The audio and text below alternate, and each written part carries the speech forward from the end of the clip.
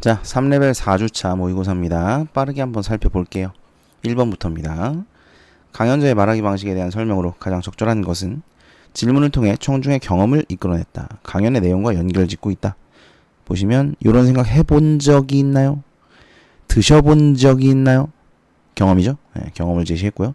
이제 요거 밑에 보시면 이제 요 내용이 오늘의 발표 내용과 연관이 되어 있습니다. 1번이 정답. 그 다음 2번입니다. 듣기 활동을 이해한 내용으로 적절하지 않은 것은, 그래서 이제 듣기 전에는 이랬고 듣기 후엔 이랬다. 근데 보시면 항상 얘기합니다만 듣기 후에 나와 있는 내용 중에 윗글에 이미 나와 있다면 잘못된 거죠. 그러니까 듣고 나서 질문을 했는데 또는 듣고 나서 의문점을 적었는데 윗글에 이미 나와 있어. 그러면 얘가 제대로 못 들은 거죠. 멍청이죠. 그렇죠? 그러니까 잘못된 질문이에요. 그래서 뭐 얘는 좀 다르긴 합니다만, 얘는 보시면 이제 니은에서는 들은 내용이 사실과 부합하는지 점검했음 그랬는데, 진달래꽃과 철쭉꽃의 형태적 차이점은 무엇일까?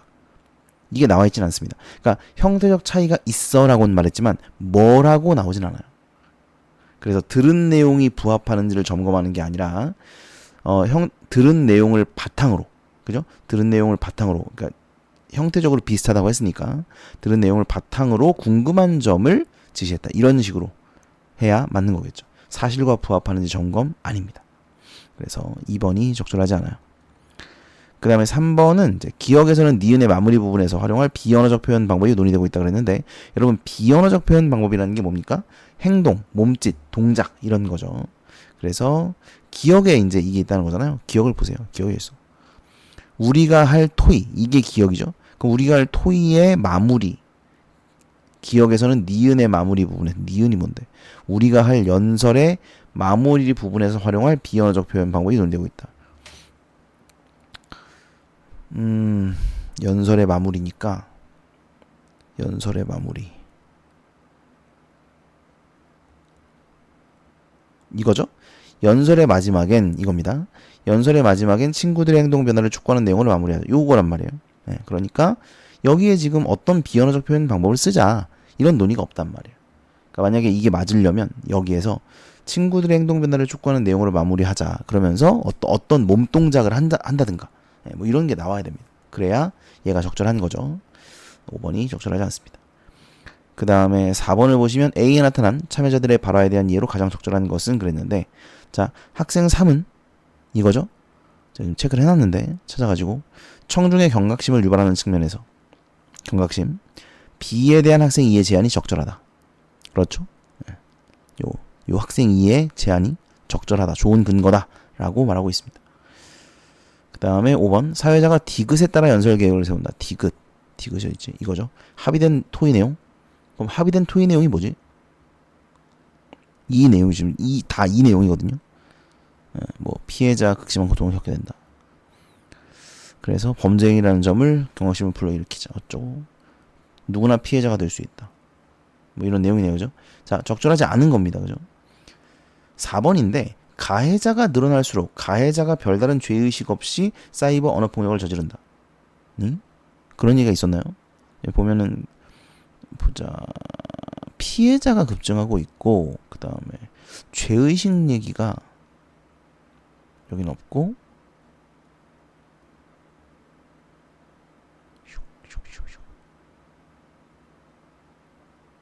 네, 뭐 죄의식 얘기가 없어요. 그렇죠?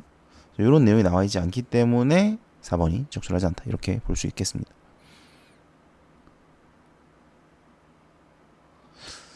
경각심. 네. 그 다음에 6번 초고에 반영되지 않은 건데, 4번인 게 D를 보시면 농업 발전을 위한 정보통신 기술 관련 정책이 어떻게 변화할지인데, D를 보면, 그러니까 이 내용을 보면 정책에 대한 내용이 나와 있진 않아요. 정책이 그나마 정책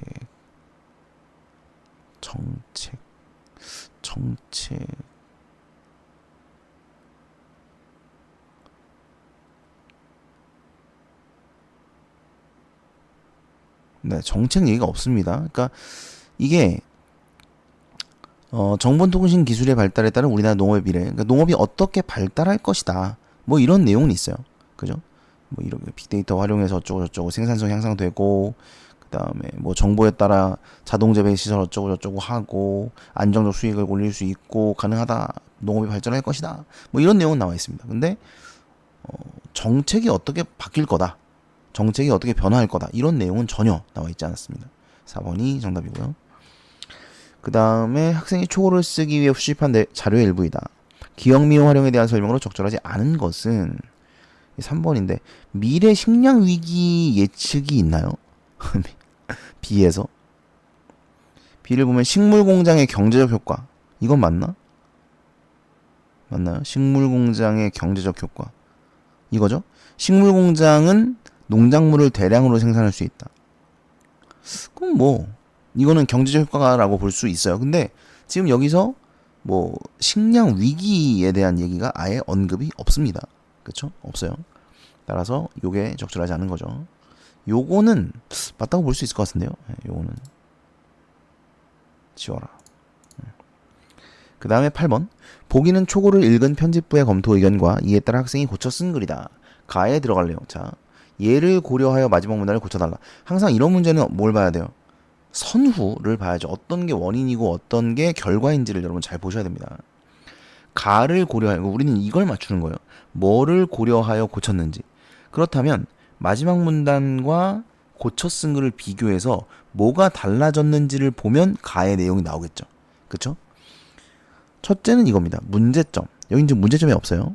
근데 여기는 문제점을 해결해야 한다. 물론 이와 같은 어쩌고 해서 문제점을 해결해야 된다. 문제점을 해결하면 발전할 수 있을 거야. 이런 내용이 나와 있습니다. 그래서 문제점 일단 들어가 줘야 된다는 거고, 또 하나는 어업과 관련된 내용이 지금 여기서 빠졌습니다. 그러니까 여기서 갑자기 농업 얘기하다가 어업 얘기가 나오니까 좀 주제와의 관련성이 없죠. 이 문장은. 그래서 주제와의 관련성이 떨어지는 문장이에요. 따라서 얘는 삭제를 해야 되고요. 그 다음에 문제점 얘기를 좀 해야 된다. 그래서 3번이에요. 글의 흐름에 어긋나는 문장 요거죠. 그 다음에 낙관적으로만 바라보고 있는 문제점을 좀 지적을 해야 된다. 뭐 이런 거죠. 그래서 그 문제점을 제시를 했다. 됐죠? 그러니까 가에 요 내용이 들어가야 요거에 맞게 고쳐서 얘가 나왔다. 이렇게 되는 거죠. 그 다음에 9번입니다. A, B를 통해 두 학생의 작문 수행 과정을 이해한 내용으로 적절하지 않은 것은 그랬는데 제가 지금 써놨죠. 사례의 개념. 여러분 사례라는 건 실제 있었던 일이에요. 그걸 예로 드는 걸 사례라고 합니다. 실제 있었던 일을 예시로 제시하는 거예요. 이걸 사례라고 한다. 근데 지금 A는 사례가 있느냐? 사례가 요거죠? 이거 사례 아니다. 잠깐만요. 사례네. 이것도 사례. 근데 여긴 사례가 없습니다. 여긴 사례가 없어요. 이건 사례가 아니에요. 그럴 때가 있다. 그러니까 뭐 구체적으로 뭐 우리 규민이란 친구가 있었는데 뭐 이런 식으로 제시를 해야 돼요. 사례는. 얘는 아닙니다. 그래서 일단 5번이 틀렸고요. 그 다음에 10번. 기억에 들어갈 내용을 조건에 따라. 조건은 비유적 표현을 써야 된다. 그 다음에 나에 언급된 핵심 내용을 제시해라. 핵심 내용이요? 이건 것 같은데. 지금 체크해놨어요. 꾸준한 대화를 통해 교감하는 태도가 중요하다. 네, 이게 핵심 내용입니다. 그러니까 이 내용이 들어가야 돼요. 그리고 이걸 했을 때 얻을 수 있는 효과를 제시해라. 일단 비유적 표현을 써야 되고요. 3번인데 대화는 어쩌고 저쩌고 열쇠이다. 비유죠? 네, 그 다음에 교감 나왔죠? 그러면 마음이 통하는 사이가 될 거야. 효과 제시죠. 그래서 3번이 정답입니다. 그 다음에 문법. 자, 11번. 민물고기. 여러분, 민물고기를 두 개로 나누면 민물 플러스 고기일까요? 아니면 민 플러스 물고기일까요? 이걸 생각해 보라는 거예요. 당연히 민물 플러스 고기겠죠. 그죠? 그러니까 그게 직접 구성 요소예요. 민은 민물고기의 직접 구성 요소가 아니라 민물이 직접 구성 요소다. 그러니까 민물고기를 쪼개면 민물과 고기 이렇게 나온다. 이 말이에요. 그래서 민물과 고기가 결합했기 때문에 합성을 하는 거죠. 자, 밑에 것도 해보자. 선생님들은 이게 문제야. 하나 하면 자꾸 뭘 더 하라 그러니까. 그죠? 나들이 옷. 나들이 플러스 옷이겠죠? 그죠? 근데 나들이가, 여러분, 나들이라는 말이 나들다에 이가 결합한 거예요. 접사 이가 붙은 거거든요. 그러니까 나들이는 파생어입니다. 나들이는 파생어고, 나들이 옷은 합성어죠. 1번 그래서 틀린 거예요. 1번은, 요게 틀린 겁니다. 합성어가 아니라 파생어. 나들이가 파생어이기 때문에 파생어인 합성어인 거예요. 그 다음에 눈웃음 같은 경우도 눈 플러스 웃음이니까 합성어인데 웃음 자체가 파생어입니다. 이거 맞네요. 파생어인 합성어. 2번이 그래서 정답이에요. 그 다음에 드높이다는 이 드가 접사예요. 근데 여러분 높이다는 그럼 뭐냐? 높다에 이가 결합한 거거든요. 이 이는 사동접사입니다. 접사가 붙었으니까 당연히 파생어예요. 따라서 파생어인 파생어예요. 이게 틀린 거고요. 집집이는 집이 명사, 집도 명사, 이가 접사입니다. 따라서 집집은 파생어가 아니죠. 이게 틀린 거예요. 집집이는 파생어가 맞습니다. 왜냐면 집집에 이가 붙은 거니까 파생어가 맞는데 집집 자체는 파생어가 아니죠. 명사 플러스 명사니까 합성어로 봐야죠. 그래서 틀린 거고요. 그 다음에 놀이터. 자, 터가 명사예요. 이걸 아셔야 되고 일단 터가 명사고 놀이가 명사이기 때문에 놀이터는 합성어입니다. 일단 이게 틀린 거예요. 그리고 놀이는 접사예요. 이가. 따라서 놀이는 놀다에 이가 결합했기 때문에 얘는 파생어입니다. 얘도 틀렸어요. 네, 얘는 다 틀렸네요. 답은 2번이다. 근데 여러분 이게 내가 설명을 하니까 오래 걸리지 문제를 풀면 금방 풀어요. 그래서 언매하시라는 거거든요. 네, 언매하라는 게 이런 거는 사실 알고 있으면 순식간에 풀어낼 수 있습니다. 12번도 이건 좀 문제 자체가 쉬운데 기억은 지희는과 목소리가 곱다로 분석. 지희는 목소리가 곱다. 맞죠? 지희는 목소리가 곱다. 이렇게 나누진 않을 거 아니야. 소포가 도착했다고 들었다. 소포가 도착했다고 들었다요? 아니면 소포가 도착했다고 들었다요? 소포가 도착했다고 들었다죠. 이게 한 문장인데 인용돼 있으니까 간접 인용이죠. 따라서 2번이 적절하지 않습니다. 그 다음에 선어말어미 어말어미 이거는 그러니까 이것도요. 알고 있어야 돼. 이거 모르면 문법 어떻게 합니까? 네, 당연히 알고 있어야 되죠. 어말어미는 단어의 끝에 오는 어미. 선어말어미는 그 어말어미의 앞에 오는 어미죠. 그죠? 그래서 심었구나 이러면 구나가 종결어미, 어시 선어말어미입니다. 그죠? 뭐 이런 식으로 이제 따져보라는 건데 옳지 않은 거죠. 이거 3번인데 이 보면 디귿에는 과거 시제를 나타내는 엇 맞나요? 먹었겠니? 먹었겠니? 과거 시제를 나타낸다. 이건 맞나? 이건 좀 애매한데 과거 시제를 나타낸다. 뭐 맞는 것 같아요. 이건 맞는 것 같습니다. 근데 일단 get이 틀려요. 의지가 아닙니다. 이건 추측이죠. 추측이에요. 그래서 의지를 나타내는 get이 아니기 때문에 틀렸습니다. 3번이 정답. 그 다음에 14번입니다. 이건 이제 우리나라 사람이면 맞출 수 있는 문제죠. 근데 이제 요새는 우리나라 사람들이 많이 없기 때문에 인구가 줄고 있다고 하죠. 그래서 그런지 고등학교 다니는 애들도 우리나라 사람이 아닌 것 같더라고요. 우리나라 말을 못해. 요즘에 유튜브에서 참 많이 싸우는데 유튜브에서 싸움을 엄청 많이 해요 요새. 근데 다른 건 아니고 다 말을 때문에. 그러니까 참 진짜 느끼는 게 말을 제대로 못해요 사람들이. 근데 진짜 중요한 건 뭐냐면 말을 제대로 못하는 걸 부끄러워하지 않아. 이게 너무 어이가 없어요. 너네는 커서 그러지 마라 진짜. 커서 그러지 말고 지금도 그러지 말고. 아니 말을 잘 못하는 게 자랑인가요? 그러니까 사실 나는 누군가가 뭐 오타를 내거나 아니면 말을 잘못하고 썼거나 이런 건 잘 지적하지 않습니다. 지적하지 않아요. 왜냐면 지적해봤자 받아들이지 않을 거라는 걸 알고 있고 그러면 좀 피곤해요. 그냥 뭐 쉽게 말해서 그 병신들이랑 상대하고 싶지 않아요. 그래서 그냥 말을 안 거는데 가끔 이제 그런 걸 못 참고 지적질을 하시는 분들이 있거든요. 근데 그러면 꼭 댓글에 뭐라고 다냐면 별것도 아닌 거 가지고 지적질을 한다든가 이런 식으로 달아. 그게 어이가 없어요. 그래서 싸우는 거야. 그래서 싸우는 거야. 아니 또 말을 병신같이 해놓고 대충 좀 알아들어라 이렇게 말하는 새끼들. 말을 제대로 해. 그러면 말을 제대로 해야 제대로 알아듣지. 병신같이 해놓고서는 대충 알아들으라고. 꼭 말 못하는 새끼들이 그런 말 하는 거죠. 그러니까 예전에는 말을 못하면은 지적을 하면 잘해야겠다고 생각을 할 텐데, 그러니까 이 새끼들은 발전할 수가 없는 새끼들인 거예요. 왜냐? 자기 잘못을 인정하지 않고 그 문제라는 생각도 안 하고 그러고 있으니까 그냥 평생 그렇게 사는 거죠.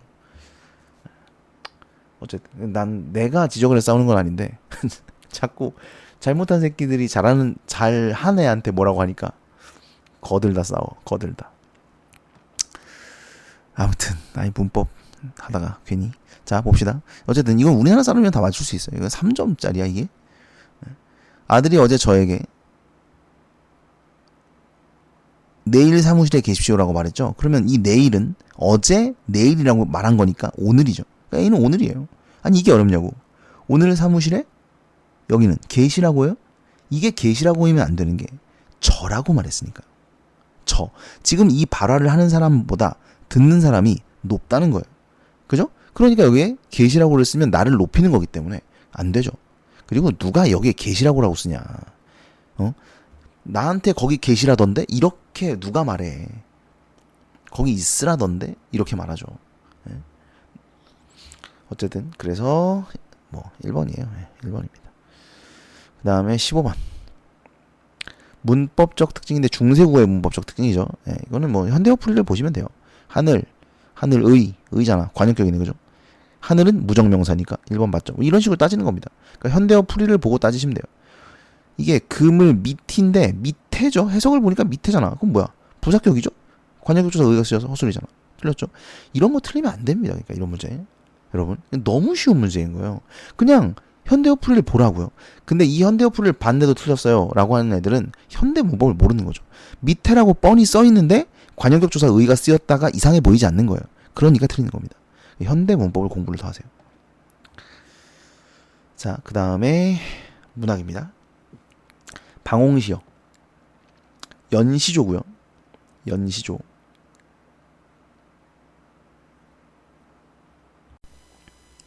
자, 방홍시요. 16번부터 보겠습니다. 윗글의 표현상 특징에 대한 설명으로 가장 적절한 것은 그랬어요. 3번인데, 자, 다에서는 선경우정의 전개 방식을 통해, 선경우정이라는 것은 경치를 먼저 제시하고 정서를 나중에 제시한다. 이런 뜻이죠. 여기서는 한식 비 온 다음에 봄빛이 퍼졌다라는 경치를 제시하고, 그 다음에 우리의 힘은 가고 오지 않는다라는 정서를 드러내고 있습니다. 그래서 선경우정의 전개 방식이다. 내면이 드러나고 있다. 적절하다고 볼 수 있죠. 3번이 정답. 그 다음에 17번. A와 B를 고려하여 가에서 라를 이해한 내용으로 가장 적절한 것은 그랬네요.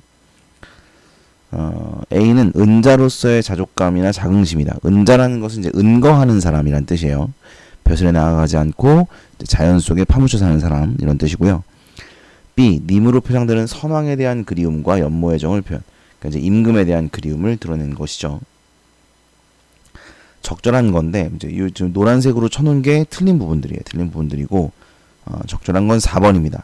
다의 봄빛은 비와 연관된 시어로 임에 대한 화자의 그리움을 촉발하는 계기이다.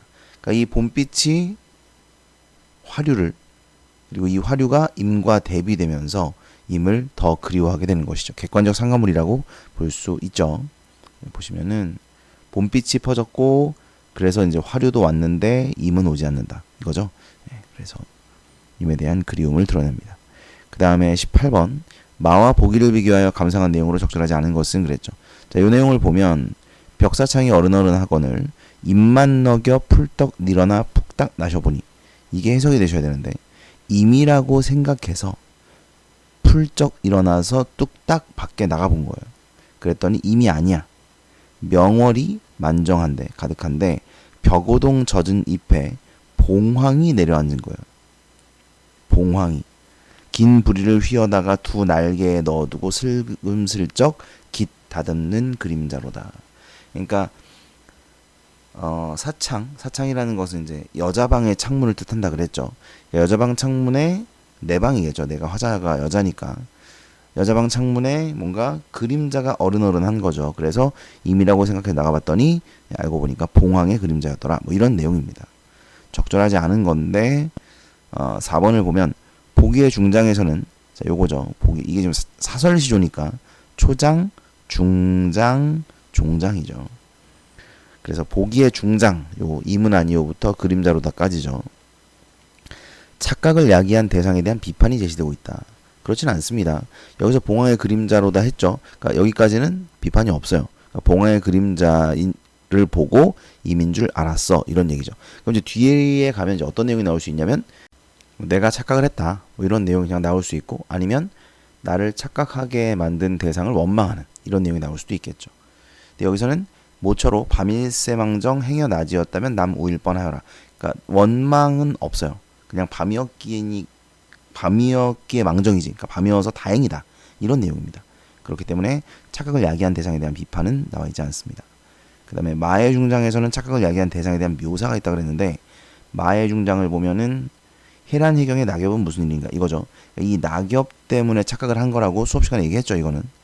근데 이 낙엽에 대해서 묘사를 하고 있지는 않습니다. 그렇죠? 그래서 이것도 틀려. 그러니까 둘 다 틀립니다. 답은 4번이 정답. 그 다음에 19에서 20번 이제 윤동주의 병원과 그 다음에 박목월의 나무라는 시죠. 가나에 대한 설명으로 적절한 것은 그랬습니다. 네, 여러분 이런 문제 푸실 때 항상 얘기하지만 보기를 먼저 보시는 게 좋아요. 보기를. 그러니까 저 같은 경우는 그냥 처음부터 풀거든요. 이렇게 19번, 20번 이렇게 순서대로 풀어요. 이렇게 해도 시간이 안 부족하고 하기 때문에 그냥 풀지만 여러분은 그러니까 또 이 시들을 나는 알고 있는 경우가 많아요. 예, 여기 나와 있는 시들을. 그러니까 이 시에 대한 추가적인 설명이 없어도 이 시를 충분히 이해할 수 있는 경우가 많아. 아는 시가 많으니까. 근데 보통 학생들 같은 경우는 이 시를 처음 보는 경우가 많단 말이야. 그러면 이 시에 대한 정보를 하나라도 많이 알고 이 시를 보는 게 좋겠죠. 그래서 보기를 먼저 보라고 얘기를 하는 거예요. 19번 먼저 보지 말고 20번 문제를 보면 보기가 있네? 이 보기를 먼저 읽어봐야지. 이렇게 생각을 하시라는 거예요. 이거 좀 중요합니다.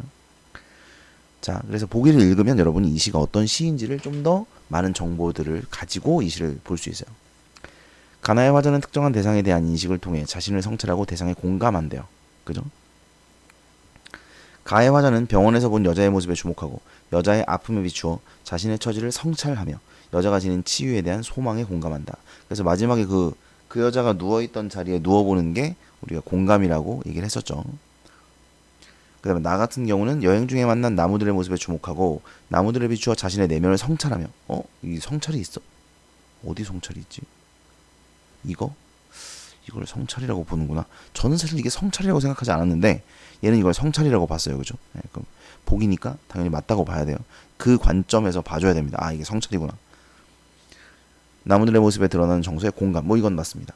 이를 통해 가나의 화자는 대상과의 동질성을 확인하고 있다. 이런 내용이네요. 이런 내용으로 이제 이 시를 봐야 된다는 거죠.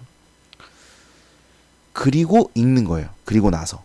그러니까 우리는 수업 시간에 이거를 이제 읽고 나서 문제를 푸는 거니까 상관이 없지만 여러분이 만약에 모의고사를 풀거나 할 때 제일 처음에는 이걸 보시는 거예요. 보기를 먼저 보고 그 다음에 이제 지문을 읽고 그 다음에 문제를 푸는 게 좋습니다. 자, 가나에 대한 설명으로 적절한 것. 지금 이제 줄쳐놓은 게 다 틀렸다는 거예요. 역동성 아니다. 일상을 벗어난 공간과 대비 아니다. 미래에 대한 긍정 아니다. 그다음에 현재형 시제로 계절의 상징성 아니다. 사물의 변화상도 아니다. 4번이 정답인데요. 나는 가와 달리 추측을 나타내는 표현을 변주하여 사물이 연상시키는 의미를 심화하고 있다. 추측 뭐예요? 파수병일까? 이거죠? 파수병일까? 또 뭐 그 앞에는 수도승일까? 그 다음에 어설픈 과객일까? 이거죠? 이게 이제 추측을 나타내는 표현입니다. 변주라는 것은 약간 다르게 표현했다는 거고 사물이 연상시키는 의미를 심화하고 있다. 그래서 그렇기 때문에 어설픈 과객일까? 추워 보였다. 이거죠? 네, 사물이 연상시키는 의미. 그래서 4번이 적절하다. 이렇게 볼 수 있고요. 그 다음에 20번. 보기의 관점에서 아까 읽었으니까 가나의 화자와 대상의 관계에 대해 이해한 내용으로 적절하지 않은 것은 그랬죠. 3번을 보면 가의 화자는 젊은이의 병을 모르는 늙은 의사에 대한 원망을 여자와 공유했어요. 그냥 틀렸죠. 여자와 공유하지 않았습니다. 여자와 어떤 대화를 나눈 것도 아니고요. 그 다음에 늙은 의사를 원망하나요? 원망인가? 근데 성내서는 안 된다라고 표현을 했으니까 원망을 하면 안 돼라고 말을 하고 있는 것 같아요. 속으로는 원망을 했다는 뜻일 수도 있겠죠. 그렇죠? 어쨌든 여자와 공유하지는 않았습니다. 나의 화자는 멀리 서 있는 나무들의 위치를 확인함으로써 대상과 자신의 거리를 좁히려고 했다. 이것도 틀렸죠? 둘 다 틀렸습니다. 3번이 적절하지 않다. 그 다음에 현대의 산문 독재는 늙은이 21번 보기의 관점에서 A, B를 이해하는 것으로 적절하다는 것. 그러니까 이 문제도 마찬가지예요. 이 지문도 여러분이 이 지문을 처음 읽을 때는 보기를 먼저 보시는 것이 좋습니다. 그래서 요 보기와 요 보기를 먼저 읽어보고 그 다음에 위에 있는 지문을 읽으시는 게 좋아요. 장인을 소재로 한 문학작품에서 장인은 실용적 가치를 추구하는 기술자의 모습과 미적 가치를 추구하는 예술가의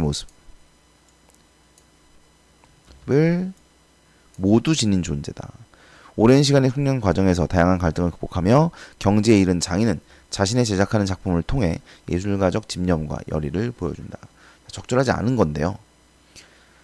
4번을 보면 풀썩 주저앉고 만다는 A를 계기로 예술가의 집념이 좌절됨을. 자, A를 계기로. A가 뭔데요? 독을 박살내기 시작. 독을 박살내기 시작하는 것이 계기인 건 아니죠. 그죠? 이게 계기인 게 아니에요. 예술가의 집념이 좌절됨을. 그러니까 오히려 그리고 집념 좌절도 틀린 것 같은데. 잠깐만요. 풀썩 주저앉고 많다가 어딨지? 아니 이런 것도 줄 안 쳐놨어. 여기 있다. 이거죠. 그러니까 이거는 예술가의 집념이 좌절되었기 때문에 주저앉은 것이 아니고 힘이 들어가지고요. 네, 힘이 들어서 주저앉은 거죠. 네, 그렇게 봐야 됩니다. 그리고 얘는 좌절하지 않아요. 여기 보면 독짓기를 그만두려고 하지 않거든요. 지금 이게 이거를 바꾼 거니까 뒤에 가면 분명히 이런 의지가 드러나게 돼요. 그래서 집념이 좌절되었다라고 보기도 어렵습니다. 그 다음에 40년내 없이 순례를 다 먹는 듯 했다. 비의 과정에서 부딪힌 장인으로서의 능력의 한계. 이것도 아닐 것 같은데. 비를 보면 비가 뭐죠? 독짓기. 그냥 독짓기네. 비의 과정에서 부딪힌 순례를 먹는다. 어딨냐? 여기 있다. 이거죠. 그러니까 이거는 그렇게 오래도록 그 독을 만들기에 힘썼다는 것이지, 이게 지금 독짓기의 과정에서 얘가 한계를 드러내고 있다라고 보기는 어렵죠. 그러니까 순례를 많이 맡았다라는 것은 그만큼 열심히 독을 만들었다는 뜻이죠. 그래서 4번은 전체적으로 좀 적절하지가 않습니다. 그 다음에 22번 기억 미음에 대한 설명으로 적절한 거. 예, 그렇죠. 석현은 멀쩡한 것도 있다. 왜 다 깨버리냐. 뭐 이렇게 얘기를 하니까요. 그죠? 그러니까 송영감이 볼 때는 좀 부족한 독인데 석현이 볼 때는 그렇지 않은 거죠. 왜냐면 보는 눈이 다르니까. 예. 그 다음에 23번 A의 서술 방식이요. 이거죠. 일단 여러분 나가 없어요. 이 부분은. 그러니까 전지적 작가 시점입니다. 그렇기 때문에 서술자가 작품 밖에 있고요. 그 다음에 여기 보시면 분노가 확 치밀어 이런 거 있잖아요. 이런 걸 보면 송영감의 내면을 직접 제시하고 있다는 걸 알 수가 있죠. 그죠? 그러니까 서술 방식이면 분명히 이제 그런 내용이 나오게 됩니다. 이런 거죠. 인물의 분노를 직접 제시하여 상황에 대한 인물의 태도를 드러내고 있다. 직접 제시. 그쵸? 4번이 정답입니다. 그러니까 이게 볼 때 항상 이런 걸 보셔야 돼요. 시점이 뭐냐? 서술자가 안에 있냐 밖에 있냐? 그 다음에 직접 제시하냐 간접 제시하냐? 뭐 이런 걸 찾아보셔야 됩니다. 그 다음에 24번 보기를 참고하여 가나를 감상한 내용으로 적절하지 않은 것은, 시나리오는 원작과 달리 인물의 관점에서 사건을 재구성하고, 그러니까 원작은 그렇지 않다는 거죠. 소설은 인물의 관점이 아니라 전지적 작가 시점이니까요. 인물들의 행동과 대사를 통해 인물의 성격을 드러냄으로써 개연성을 높였다. 또한 영화 기법, 용어들의 사용과 지침을 통한 시각적 묘사가 현실감을 높이고 현장성을 강화하고 있다. 뭐 그렇대요. 적절하지 않은 건데, 제 힘만이 아닌 어떤 힘으로 벌떡 일어나와 마치 자기 심장이 박살나는 것처럼 느껴진, 이게 시각적 묘사입니까? 아니죠. 네. 5번이 정답. 뭐 쉽네요 이거는. 그래서 5번이 정답. 그 다음에 25에서 30번. 자, 윗글에 대한 설명으로 적절한 거 1번입니다. 건축 재료의 특성, 발전, 건축물들의 공간적 특징, 이런 내용이 주된 내용이죠. 우리 수업 시간에 했습니다. 그 다음에 27번. 윗글의 내용에 대한 이해로 적절하지 않은 것은 그랬는데, 사보아 주택과 캠벨 미술관은 모두 층을 구분하지 않도록 구성하여 개방감을 확보하였다. 사보아 주택 어디있더라?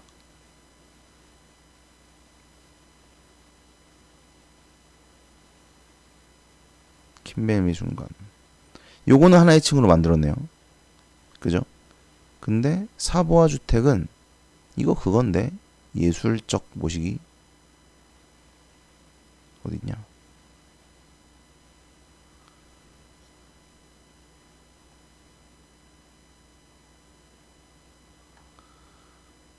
여기 있다. 여기 보시면 이제 2층 거실을 둘러싼 벽 어쩌고가 있잖아요. 그죠? 그러니까 뭐 하나의 층으로 되어 있다든가 층을 구분하지 않았다든가 이건 적절하지 않겠죠. 2층으로 되어 있다고 했으니까. 그 다음에 윗글을 바탕으로 추론한 내용으로 가장 적절한 것은 뭐 4번이죠. 프리스트레스트 콘크리트.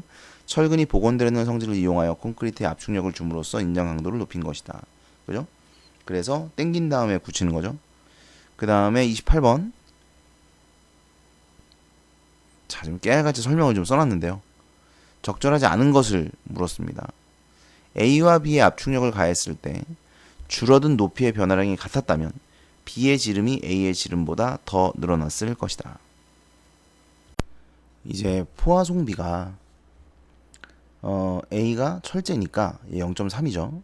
그 다음에 B 같은 경우는 콘크리트니까 얘가 포화송비가 0.15입니다. 그러니까 얘가 더 잘 변하는 애예요. 수직으로 더 많이 이동을 하는 애죠. 포화송비가 0.3이니까. 근데 줄어든 높이의 변화량이 같았대. 그러면 뭐가 더 많이 늘어났을까요? 얘가 더 많이 늘어나야 되겠죠. 그죠? 그러니까 B의 지름이 A의 지름보다 더 늘어났을 것이다니까 적절하지 않은 거죠. A가 더 많이 늘어나야 되니까. 이해돼요? 4번이 정답이죠.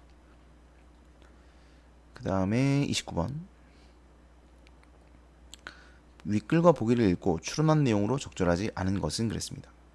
자, 이제 4번을 보면은 가는 기둥들이 넓은 간격으로 늘어선 건물을 지을 때 기둥의 재료로는 철골보다 철근 콘크리트가 더 적합하겠군.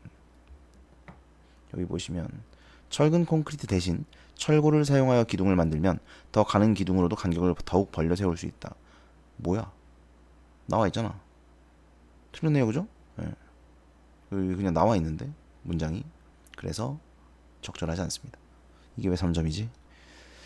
그 다음에 적절하지 않은 거죠. 네, 적절하지 않은 거. 이 건축물은 후대 미술관의 원형이 되었다. 니은이 뭔데? 원형의 천창. 아, 이건 이제 동그라미형이라는 거죠. 네, 동그라미. 이거는 근원 원자예요. 원형이 되었다는 동그라미형이 되었다는 게 아니라 근원이 되었다 이런 뜻이죠. 그래서 여기 써놨네요. 그죠? 선택지는 근원 원자고 위 글은 둥글 원자다. 그래서 2번이 적절하지 않습니다. 그 다음에 31에서 34번. 자, 윗글에서 알 수 있는 내용으로 적절한 거. 요거는 이제 했습니다. 했어요. 수업 시간에 한 내용입니다. 열기관의 열 효율은 두 작동 온도에만 관계된다는 이론은 칼로릭 이론에 오류가 밝혀졌음에도 유지되었다. 나와 있죠? 네, 나와 있습니다. 어디 나와 있지?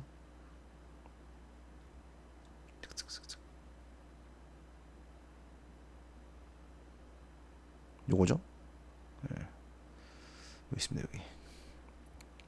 그래서 얘는 맞다. 그 다음에 32번을 보시면 A의 내용으로 적절한 건데 A가 여기 있습니다. 칼로릭 이론에 입각한 카르노의 열기관에 대한 설명이 줄의 에너지 보존 법칙에 위배된다. 카르노는 뭐라고 얘기를 했냐면 여기 보시면 물레방아 같은 수력기관에서 물이 높은 곳에서 낮은 곳으로 흐르며 일을 할 때 물의 양과 한 일의 양의 비가 높이 차이에 좌우된다 라고 이야기를 했어요. 그러면서 칼로릭도 고온에서 저온으로 이동하면서 일을 하게 된다는 거죠. 그러니까 여러분 이렇게 일을 하면 물이 없어지진 않죠. 물 전체가 다 흘러요. 그러면서 일을 하는 겁니다. 그러니까 얘는 열이 이렇게 흐르면서 일을 한다 이렇게 생각을 했던 거죠. 근데 줄은 뭐라고 했냐면 에너지 보존 법칙을 이야기하면서 그러니까 열이 일로 바뀌어야겠죠. 그렇죠? 열이 에너지 보존 법칙에 의해서 열이 일로 바뀌어야 됩니다. 그러니까 지금 카르노의 이 주장은 보시면 열 전부를 낮은 온도로 방출하면서 일까지 한다는 거죠. 그러니까 말이 안 되는 거죠. 그 일은 어디서 생겨난다는 거죠. 그러니까 열 전부는 낮은 온도로 방출이 돼버렸는데 여기에 플러스 1까지 있는 거죠. 네, 그래서 줄이 봤을 때는 이제 말이 안 된다. 열이 1로 바뀌어야 된다. 이런 얘기죠. 사실 이제 그 과학에서 나오지만 물이 여기서 이렇게 물이 흘러서 물이 없어지진 않아요. 그죠? 없어지지 않지만 일을 할 수 있죠. 물은. 왜냐면 이제 위치 에너지가 운동 에너지로 바뀌는 거죠. 뭐 그런 거잖아요. 네. 그러니까 물이 높이 있는 것만으로도 에너지를 가지고 있기 때문에 그쵸? 그래서 물이 사라지진 않지만 운동 에너지가 위치 에너지가 운동 에너지로 바뀌면서 이제 일을 하게 되는 거고. 근데 요것도 요 열 같은 경우는 이제 그렇지가 않죠. 위치 에너지를 갖고 있는 게 아니니까. 그래서 높은 온도에서 낮은 온도로 흐르는 건 맞죠. 뭐 이동을 하긴 하겠죠. 근데 일로 바뀌는 부분이 분명히 있는 겁니다. 요 일로. 근데 그것을 이제 칼로리기로는 설명할 수가 없다는 거죠. 그래서 이제 2번이에요.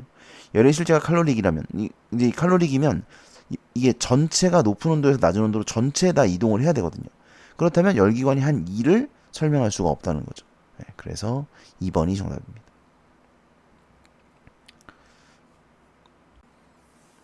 자, 33번입니다.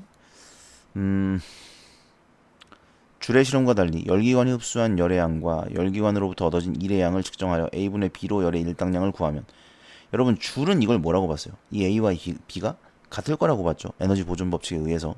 그러니까 A분의 B는 1일 거라고 생각을 할 겁니다. 그런데 지금 여기 보면 열기관에서 열 전부를 1로 전환할 수 없다. 열 효율이 100%가 될 수 없다라는 얘기가 나와 있죠. 따라서 뭐가 더 크냐? A가 더 크겠죠? 네, 흡수한 열의 양이 더 크고, B, 얻어진 일의 양은 A보다는 작을 겁니다. 따라서 1보다는 작을 것이고, 그러면 5번이죠. 줄이 구한 열의 일당량보다는 작을 수밖에 없는 거죠. 왜? 100%가 될 수 없다고 했으니까. 그죠? 답은 5번입니다. 그 다음에 기억, 미음과 같은 의미로 사용된 것은 그랬는데, 뭐 같은 거네. 그죠? 상식에 어긋난다, 법칙에 어긋난다, 뭐 유사하네요. 그죠? 다른 걸 좀 볼까요? 웃음은 또 다른 웃음을 부른다. 기억, 부른다. 이론이라 부른다. 이거는 이제 이를 칼로리 이론이라 부른다. 이건 명명하다, 뭐 칭하다 이런 뜻이죠. 네, 그런데 요 부른다는 이제 뭐 웃음을 짓게 하다, 가져오게 하다, 일으키게 하다, 뭐 이런 의미니까 다르죠. 그 다음에 다루다. 이건 좀 쉬운 것 같은데, 다루다. 예, 넘어갑시다. 어쨌든 이거 좀 쉽습니다. 혹시 이거 이해 안 되시면 물어봐요. 답은 4번입니다. 그 다음에 35에 39번. 자, 윗글을 통해 알 수 있는 내용으로 적절하지 않은 것은 그랬습니다. 요거 이제 5번이죠. 사람들이 결합한 단체 아니죠. 예, 관계 없다 그랬죠. 사단은 사단성이 여기 있죠. 사단.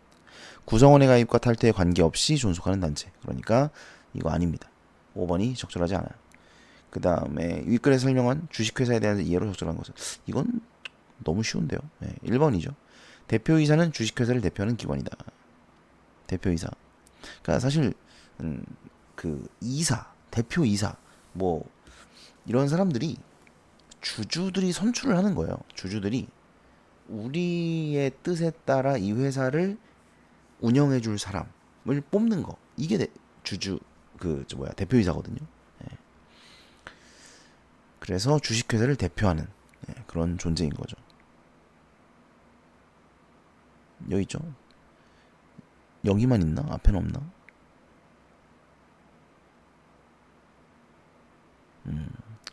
1인 주주가 회사의 대표이사가 되는 사례.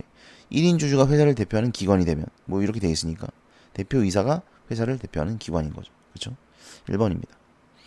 그 다음에 37번. A에서 E의 문맥상 의미에 대한 이해로 적절하지 않은 것은, 2가 뭔데?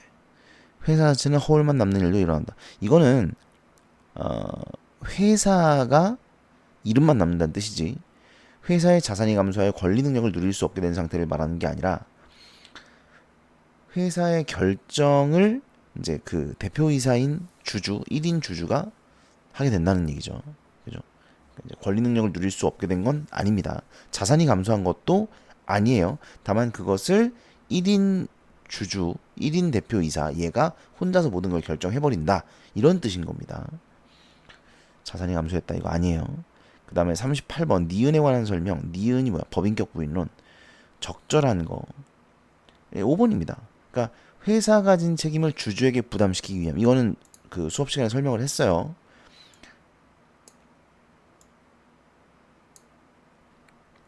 그래서 원래는 이걸 회사가 책임을 져야 됩니다. 근데 지금 보면은 1인 주주가 회사의 모든 결정을 다 내리고 그 권리를 다 누리고 있단 말이죠. 그래서 법인격을 부인해가지고 그러니까 원래는 법인격이 있으면 회사의 법인격이 있기 때문에 회사와 주주가 분리돼요. 이게 법인격이 있는 거죠. 근데 그 법인격을 부인하라는 거예요. 부정하고 법인격을 부정해서 회사와 주주를 분리하지 마라. 그래야 회사의 책임이 주주의 책임이 될 테니까. 이런 말이죠. 그래서 5번이고요. 기억이요. 기억이 뭐냐? 기억. 어딨니? 기억. 갖추다. 요건을 갖추다. 뭐 구비하다. 네, 2번이네요. 네. 갖추다라는 뜻이에요. 갖추다. 여기서 갖추다로 쓰일 수 있는 것은 1번, 2번밖에 없거든요. 1번, 2번.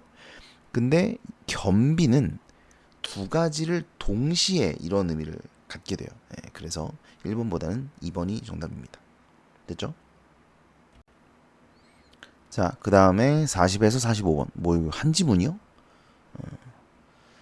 자, 전기소설.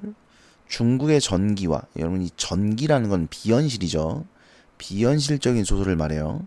중국의 전기와 우리의 설화 등 다양한 서사관례 영향을 받아 성립했다. 어쩌고 저쩌고. 자, 그런데 요 앞에는 이제 중국의 전기에 대한 설명이에요. 요 앞에는. 이에 비하면 우리의 전기 소설에서 기이한 사건은, 자, 중국의 전기에서 기이한 사건은 흥미를 끌기 위한 거죠. 그런데 우리의 전기에서 기이한 사건은 작가의 불우함을 위로하기 위한 창작 동기에 걸맞게 유기적으로 짜였다. 차이가 있다는 거죠. 그래서 뭐 어쩌고 기이한 사건을 겪으면서 능력을 인정받고 위로받는다. 그러나 결국은 비극적 종교를 맞이한다. 이처럼 우리의 전기 소설은 중국 전기 영향을 받았지만 비극적 종교를 통해 전기와 구별되는 독자성을 보인다. 요 얘기를 하려고 하는 거죠. 그래서 앞에서는 우리나라의 전기 소설이 중국 전기 영향을 받았어 라는 얘기고, 뒤에서는 그러나 차이가 있어 이런 얘기죠. 그 다음 보시면 뭐 민담과 전설 등 설화도 영향을 끼쳤다. 설화, 신화, 전설, 민담이죠. 그럼 어떤 영향을 끼쳤는가? 뭐 나와 있겠죠. 외로움. 자, 그래서 새로운 유형의 인물이 등장했다는 거죠. 민담 전설에는 없는 새로운 유형의 인물이 등장했는데, 외로움, 그 다음에 내면성, 뭐 이런 게 있대요. 감성, 풍부한 감성이 있대. 소극성, 뭐 이런 게 있대요. 그 다음에 이런 것들은 이제 소설로 접근해서 전기 소설로 구분되었다. 그 다음에 점진적으로 정립이 됐다. 그래서 이제 뭐 이런 애들, 이렇게 전기 소설의 성격을 지녔지만 기이한 사건으로서 환기되는 현실에 대한 이해는 전설의 성격을 띠기도 한다. 그 다음에 현실의 문제에 부딪히지만 어쩌고저쩌고. 경이로운 세계, 기면감호. 그러니까 경이로운 세계도 드러나고 현실의 문제도 있는 거죠. 그쵸? 네. 사회현실에서 현실의 문제에 부딪히고 발생함으로써 인간과 세계는 맞서는 관계로 다뤄진다. 여기서는 별로 중요하진 않을 텐데 여러분, 사실은 요게 중요한 내용이에요. 원래는 여기선 중요하게 다루진 않았습니다. 근데 원래는 이게 이제 소설, 어떻게 해야 소설이냐, 인간과 세계가 맞서야 소설이거든요. 이게 소설의 어떤 조건이에요. 그 다음에 이생규장전은 뭐 전쟁 때문에 이별했다가 기이한 방식, 명혼이죠. 명혼. 여자가 귀신이 돼서 나타나죠. 결국은 비극적으로 종결된다. 전기소설은 금오신화를 통해 소설사에 안착했는데, 이 금오신화 안에 이생규장전이 있는 거예요. 네. 현실의 문제를 드러내는 다양한 소설적 면모를 보였다. 후대로 계승되었다. 몽유록 소설, 영웅 소설 이런 식으로 이제 계승이 됐다는 거죠. 금오신화가. 그리고 애정 소설. 자, 이렇게 보면 전기 소설은 우리나라 최초의 소설 양식이다. 뭐 그래서 이제 우리나라의 최초의 소설을 금오신화라고 하죠. 금오신화가 전기 소설이니까. 자, 그리고 이제 요 내용. 그러니까 이제 이 기면감호는 어떤 내용이라는 거예요. 여기죠? 여기. 그죠? 이거잖아요, 이거. 현실의 문제에 부딪히지만 인간 힘으로 어찌할 수 없는 경이로운 세계 일부분으로 다루어진다. 요게 이제 기면감호의 내용일 것이고. 그 다음에 요 뒤에 이생규장전은 뭐야? 이거요. 나와 있죠? 비극적으로 종결되는, 생사를 초월한 사랑을 통해 개인과 세계의 갈등 관계를 형성한 것. 그런 내용으로 나오게 될 것이다. 자, 문제를 보자고요. 가에서 설명한 중국의 전기와 우리의 전기 소설에 대한 이해로 적절한 거. 5번이죠. 나와 있어요. 예. 전기 소설의 작가는 불우한 처지에 놓여 있는 자신의 삶을 작품 속 주인공을 통해 위로받고자 했다. 어딨어? 어딨냐? 여기잖아, 그죠? 그죠? 그래서 5번이 맞고요. 그 다음에 41번 가를 바탕으로 나다 인물에 대해 설명한 것으로 적절하지 않은 것은 그랬어요. 5번을 보면 최랑이 이생의 말을 따르지 않고 자취를 감춘다는 점에서 다에서 현실 문제는 서로 대등하게 맞서는 개인 사이의 갈등에서 비롯되고 있음을 알 수 있다. 헛소리죠.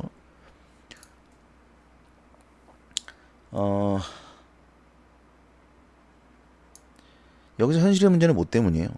사실 그 홍건적의 난 때문이죠. 홍건적의 난이라는 현실의 문제 때문에 그런 것이지 이게 이생과 최랑의 갈등 때문에 이 현실의 문제가 생겼다 이렇게 보기는 어렵습니다. 그죠? 여기서 이제 자취를 감추는 것은 감추고 싶지 않지. 얘도 떠나고 싶지 않지만 운명이기 때문에 어쩔 수 없이 이제 떠나야 하는 것이죠. 네, 5번이 정답이 되겠죠. 그 다음에 42번 나와 A를 비교한 내용. 나가 뭐야? 나가 위에 거 김연가모죠. 요게 A고 나의 남주인공은 여주인공이 스스로 희생을 선택하는 것을 안타까워하고 그죠? 김연이 안타까워하죠. A의 남주인공은 여주인공과 영원히 함께하고 싶은 마음을 드러내고 있죠. 그죠? 적절합니다. 1번. 근데 이제 여자는 떠났죠. 43번 기억을 참고하여 나를 이해해라. 기억이 뭔데? 기억 이거죠. 개인의 욕망을 포용하는 부처의 전능함을 형상화한 것이다. 요거 호언사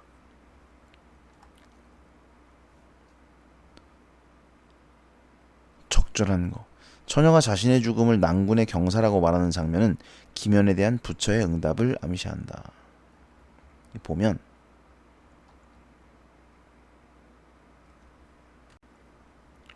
여기 나와 있어요. 여기를 보면 김연 가문은 벼슬에 대한 김연의 간절함에 부처가 감동하여 범의 희생으로 응답하고 그러니까 범의 희생이 곧 부처의 응답이다. 이 얘기죠. 나와 있습니다. 어딨냐. 그래서 1번 처녀가 자신의 죽음을 낭군의 경사라고 말하는 것은 부처의 응답을 암시한다. 얘가 높은 벼슬에 오를 것임을 암시하는 것이죠. 그러니까 지금 여기는 그렇게 뭐가 나오지 않아. 근데 여기 죄송합니다. 여기 요 앞에는 이 김연가모 요 앞에 내용이 나와 있지 않기 때문에 우리가 느낌이 없는 거지만 사실은 김연은 벼슬에 대한 간절함을 부처에게 이야기를 했던 거야. 이 앞에. 그렇게 너네가 생각을 할 수 있어야 돼요. 이걸 보면서. 아, 그러니까 이 앞에가 벼슬에 대해서 엄청난 간절한 기도가 있었구나. 그리고 부처가 그에 응답해가지고 이렇게 해서 벼슬을 할 수 있게 된 거구나. 이런 식으로 요 부분을 보면서 그렇게 우리가 추측을 할 수 있어야 합니다. 아시겠죠? 그 다음에 그래서 1번은 적절해요. 44번입니다. 다에 나타난 주인공들의 사랑에 대한 감상으로 적절하지 않은 것은 뭐 4번입니다. 저승에서 완성하고자 하는 거 아니죠? 얘는 이게 이제 이별이라고 생각을 하고 슬프게 떠난 거죠. 그 다음에 45번 니은에 대한 이해로 적절하지 않은 것은 니은이 뭔데? 니은 어딨냐? 다양한 소설적 면모 현실의 문제를 드러내는 다양한 소설적 면모 이거네요. 현실의 문제를 드러내는 다양한 소설적 면모 적절하지 않은 거 사대부 남성이 이계를 체험하고 돌아오는 구도는 이거 없죠? 이거 아닙니다.